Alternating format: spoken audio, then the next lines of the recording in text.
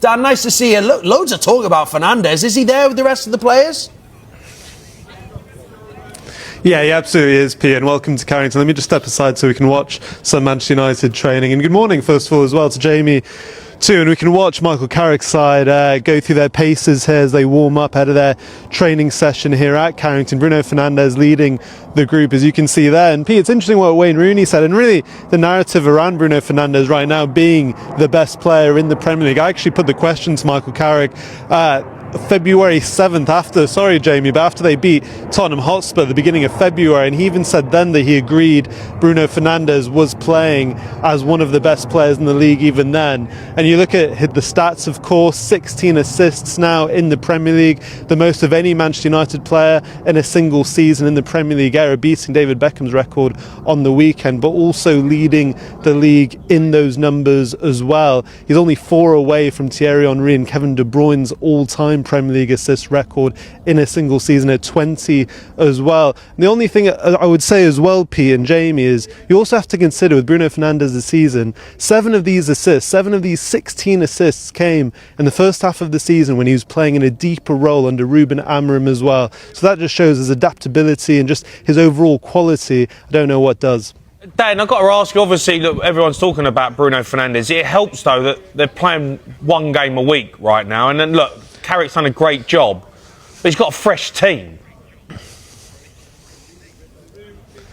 Yeah, he absolutely does, Jamie. But I think, you could argue that it's the same team that maybe underperformed in the first part of the season against Ruben Amorim. And, yes, they don't have as many games, but I don't know if you would agree. I think there can also be challenges when they've had gaps of 11, 12 days between games, and maybe those players not being as fresh, as being as match sharp between that, and only having training sessions between. But what I would say is, in this run of games, they've played incredibly difficult teams when you consider, we spoke just a month ago, Jamie, at a training session after the wins against Arsenal and Manchester City. So I think you have to appreciate what this coaching staff and what Michael Carrick has been able to achieve with this group of players. For Adrian Trufford's challenge on Ahmad, look, Man United, they're going to make an official complaint, a formal complaint, to head of referees Howard Webb. First of all, look, Dermot, what did you make of the decision? I think they're both penalties, and I think the problem that happened is not giving that one. It must manifest itself later because the second one is also a goal scoring opportunity, so their argument is it's a penalty. If you look at them, they're so similar. So I think, on balance, give both. And look, because Christie goes up the other end and scores, does that get the officials out of making a big decision on the Ahmed penalty appeal? It's just an unfortunate consequence, isn't it, Hayley, that, you look at that.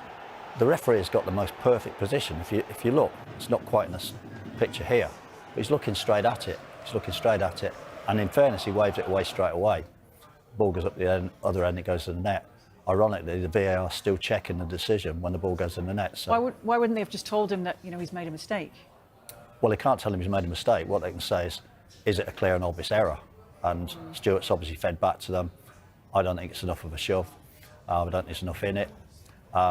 They look at it and they back the referee.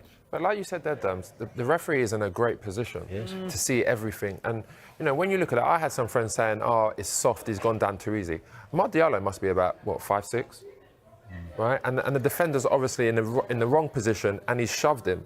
And then the way he's fallen, it doesn't look like, he's not exaggerated that at all. He's just off balance. So I can't understand why the referee hasn't seen that and he's made the decision against that. And I think that is the reason why this whole commotion has started now, because I think if the Maguire ones happens first, this one is then a penalty, I think. But it's obviously happened the other way around, and I know it's hindsight. But it's definitely a penalty for me. Yeah, look, on that, fans are comparing that challenge to Harry Maguire's on Evan Nielsen, which saw a red card. Here we are, passage of play. Why are they different, Dermot?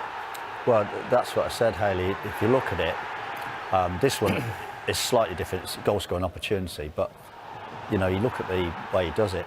It's almost when you see them together, you say, well, either they're both penalties or neither of them are penalties, because whichever way the referee jumps, people would expect him to jump the same way twice. In fairness, he may well think later, well, you know, I've learnt from the first one, looks back and says, well, this one is, you know, I can't repeat the mistake. Again, I mean, I would like to hear the referee come out and say something based upon that. Yeah. Like the referee in Germany did last week. He said he made a mistake. I think, you know, no one likes to see mistakes, but it will make things better if the referee came out and said that. But I think this one here was Evan Nilsson's brilliance, by the way. It was a great first touch, and he's touched it back where Maguire doesn't want to go. I think there's less contact with that one than the Diallo one, but I think Evan Nilsson's first touch has made him get in that position. So it was great play from him, but I think both of them are penalties. And what we call for every week is consistency. I mean, is this issue about referee consistency? I mean, or is it VAR just meant to spot clear and obvious errors? Well, consistency is great as long as you get it right every time, isn't it? But Yeah. if we agree the first one's a penalty, Yeah. so we agree that's wrong, do you want him to get the second one wrong just to be consistent, or do you want him to go, well, I'm going to point. get that one right? So that's the problem with consistency. It's brilliant if it does what you want, but it's like VAR. VAR is great if it gives the decision you want. Yeah, an issue with how VAR is applied, because you just want that right decision, don't you? And that's why it's there, isn't it? So you can get that right decision. You know, especially how long these people take at VAR. Like if you're rewinding it and seeing it and checking it, speaking to your colleagues, I don't understand why there's a lot of wrong decisions.